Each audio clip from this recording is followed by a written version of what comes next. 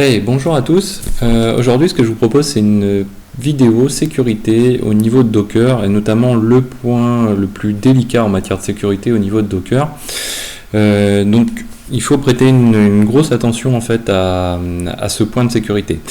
Alors, si vous voulez le retrouver, on parle de user namespace. Donc en fait, comme on a pu déjà le voir, le noyau Linux utilise des user namespace et Docker en l'occurrence s'appuie sur ces user namespace pour établir ses conteneurs, etc. En tout état de cause, pour éviter de rentrer dans une vidéo, on va rentrer vraiment dans le détail, on peut passer beaucoup de temps sur ce sujet. Je préfère vous faire une petite démonstration. Donc en fait, par défaut, moi j'ai une install de Docker classique. Donc concrètement, donc là j'ai aucun conteneur. Si je lance un conteneur, alors on va mettre un conteneur persistant, voilà comme ça. Donc là je lance un docker run-d avec une image Ubuntu et dedans je lance un slip infinity de manière à conserver un process qui tourne sur ce conteneur. Donc je lance ça. Donc là j'ai bien un conteneur qui tourne. Et donc ma commande slip infinity qui fonctionne.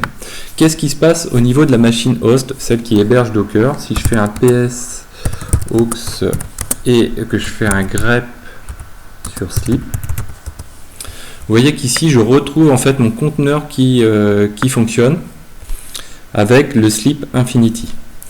Et vous voyez que ce conteneur, quand il run son process, il le run avec root. Vous voyez qu'en matière de sécurité, c'est pas génial. Ça veut dire qu'en fait, dès lors qu'on fait tourner un process sur un conteneur, il fonctionne en tant que root. Et ça va même au-delà, c'est-à-dire qu'en fait, quand on fait des montages de volume avec Docker, et bien aussi, ils sont montés en tant que root. Donc derrière, ça peut entraîner plein de dérives en matière de malveillance et de personnes mal intentionnées, on va dire, qui pourraient avoir accès au conteneur et derrière pourraient rebondir sur la machine en tant que root et pratiquer donc à des montages divers et variés au niveau des volumes, à intervenir au niveau des process. Donc ça, c'est pas génial. Concrètement, il y a une méthode toute simple que Docker met à disposition, c'est le remap de user. Alors le remap de user, pour vous simplifier la vie, j'ai créé un petit script qui fait toutes les choses nécessaires pour réaliser ça. On va regarder dans le détail ce qu'il fait. Donc premièrement, il crée deux users. On aurait pu en créer un seul, mais il crée un user essentiel qui est le doc remap. Ça, c'est un utilisateur que Docker est prêt à utiliser. Ensuite, donc on crée d'abord un groupe. Ensuite, on crée un utilisateur. Donc c'est l'utilisateur qui porte le même nom que le groupe.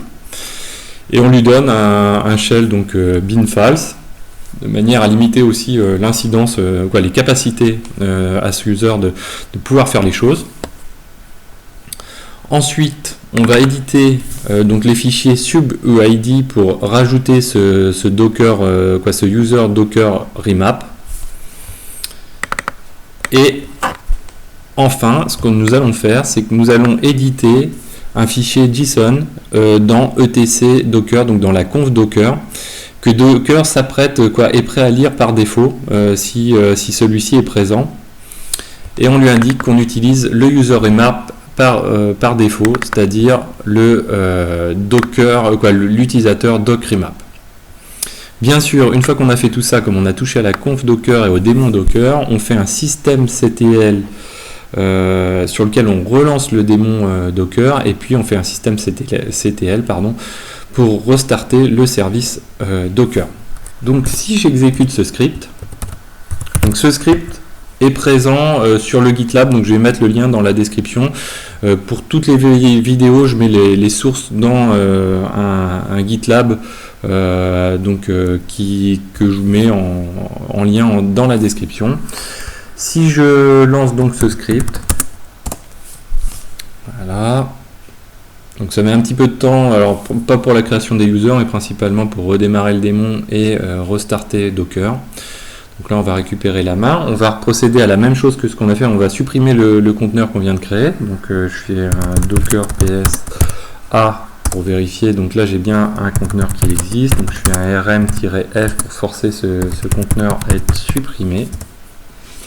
Ok, donc là j'ai plus ce conteneur, je relance le conteneur en question, donc que j'ai relancé tout à l'heure, donc avec le slip infinity.